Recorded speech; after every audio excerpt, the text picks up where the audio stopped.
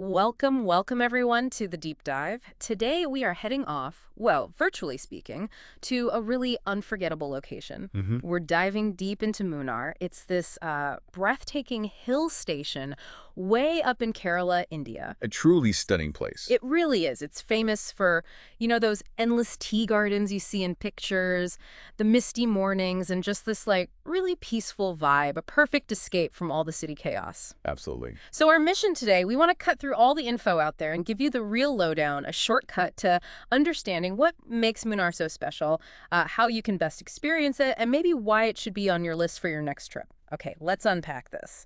What's fascinating here is Munnar's unique geography. It's high up in the Western Ghats, and that's not just pretty scenery. Right.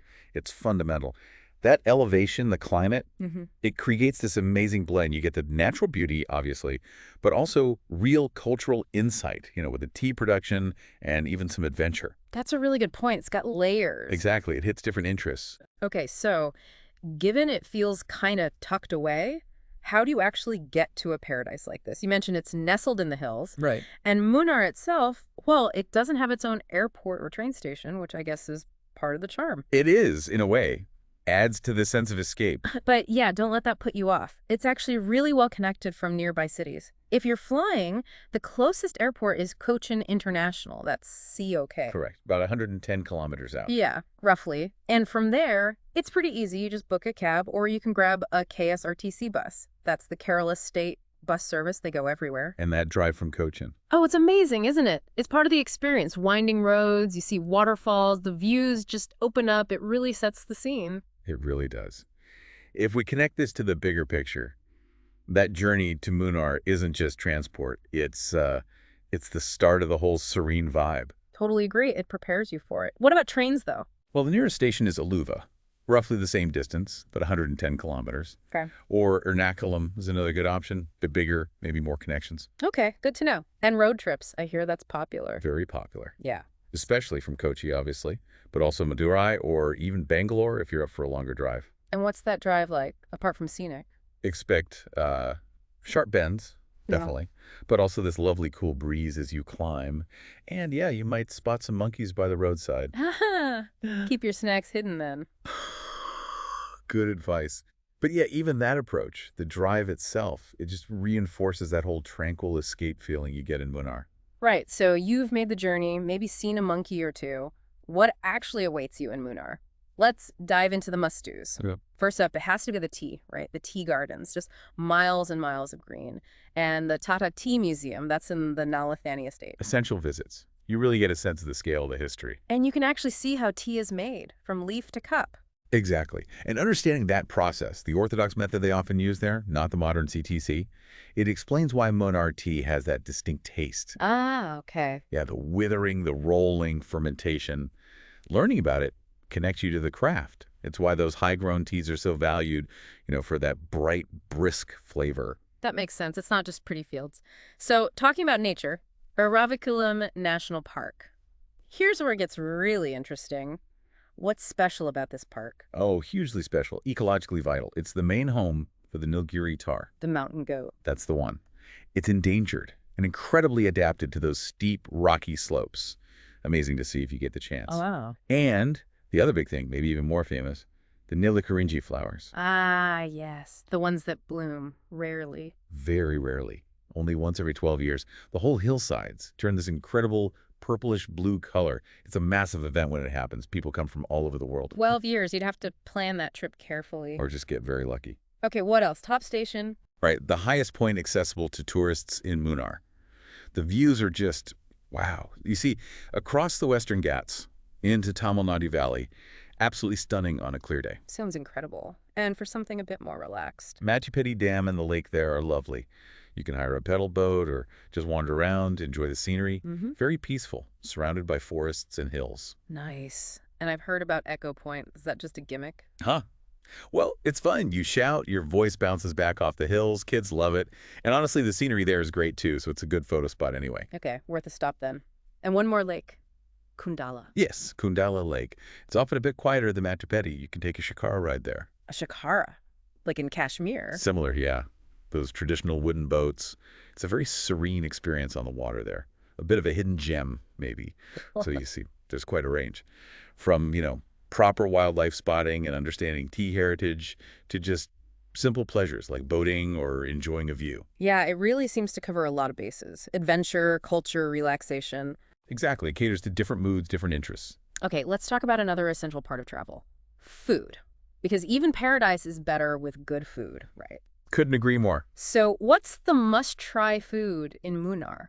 Kerala cuisine. Definitely. You should absolutely try a traditional Kerala meal, often served on a banana leaf, Oh, yeah? with red rice, sambar, that's a lentil stew, avial mixed veggies and coconut gravy, maybe some thoran, which is like a dry stir fry, and always, always banana chips. The thin, crispy kind. Love those. Exactly. And then a real local favorite, you have to try Malabar parotas. Describe those. Oh, they're amazing. Flaky, layered flatbread, kind of stretchy and soft inside, usually served with a curry. And the Kerala-style beef fry is legendary. Very flavorful, spicy. Okay, mouth is watering now. What about breakfast? A Pam with stew is classic. Pams are these like lacy rice pancakes, soft in the middle, crispy edges. Yeah.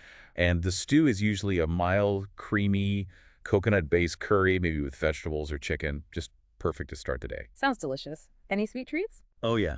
Look for Anaya Pam. They're small, round, deep-fried cakes made from rice, banana, jaggery, very more-ish, and palata payasam, a sweet pudding made with rice flakes or noodles, milk, and sugar. And of course, you have to drink the tea. Fresh cardamom tea, especially, right from the source. Can't go wrong with that. Any specific places to eat you'd recommend? Well, there are lots of local spots, but Rapsi restaurant's quite popular, known for good parotas and biryani. For pure veg, Saravanapagan is always a reliable choice, part of a well-known chain. Good tips. But honestly, exploring the smaller local eateries is part of the fun. You often find the best food there. Yeah. And the use of fresh local spices. Yeah. It just lifts everything. It's not just eating, it's really tasting the region. Yeah, that local flavor connection. Okay, so you've explored, you've eaten. What about souvenirs for people who like to bring something back? Munnar won't disappoint on that I front. bet. Tea, obviously. Absolutely number one. Yeah. Buy fresh tea packets, Yeah. black tea, green tea, white tea, maybe some flavored ones like cardamom or ginger tea, straight from the estates if you can. And spices too, I guess. It's Kerala. Oh, definitely. Cardamom, pepper, cinnamon, cloves. The aroma in the spice shops is incredible. Buying them directly from the source means they're usually super fresh and high quality. Makes sense. Anything else unique? You can find locally made essential oils, eucalyptus, lemongrass, that kind of thing. Handmade chocolates are also quite popular there. And aromatic soaps, often using local spices or herbs. Nice little reminders of the trip. Exactly. And buying these things, especially the tea and spices directly, it really feels authentic. You know you're getting the real deal, and you're supporting the local producers too. It's more than just a souvenir, it's a connection. That's a great way to look at it. Okay, shifting to practical stuff. Where do you actually stay in Munnar? Are there options for different budgets? Yes, absolutely. It caters really well across the board. So on a budget. You've got places like Zoskal, which is a popular hostel chain, or other budget guest houses like Munnar Inn. Clean, basic, good value. Okay, mid-range. Plenty of options there. Places like T County, which is run by KTDC, the State Tourism Board, or Grand Plaza. Good hotels, comfortable rooms, decent amenities. And if you want to splash out a bit, luxury. Oh, there were some fantastic places. Yeah. Blanket Hotel and Spa gets rave reviews. Spice Tree Munnar is another top-end choice, known for its views and service. Yes. And for something really unique, you could look at the Treehouse Resorts. Tree houses. Seriously. Yeah.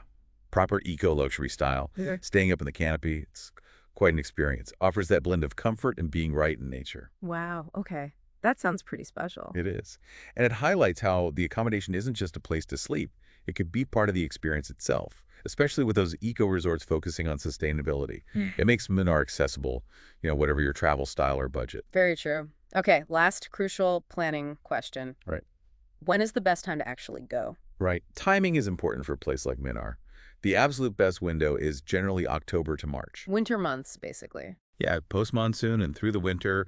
The weather then is usually cool, pleasant, sunny days, maybe chilly evenings. Perfect for sightseeing, trekking, walking through the tea gardens, all the outdoor stuff. Makes sense. What about other times? Monsoon. Well, the monsoon season, roughly June to September, makes the whole place incredibly lush and green. It has its own beauty. But There's a but. there's a but. Heavy rains can mean landslides, slippery roads, mist can obscure views, it can disrupt plans. So unless you specifically enjoy the monsoon atmosphere and are prepared for potential disruption, it's probably best avoided for a first trip. Okay, that's a crucial warning. Stick to October, March for the best chance of good weather and accessibility. That would be my recommendation, yes. It just allows you to experience the best of what Munnar offers outdoors without those weather-related challenges. You get the full visual treat. Perfect. So, what does this all mean? We've covered a lot today. We've journeyed to Munnar, explored its tea legacy, its stunning nature, the food, the stays.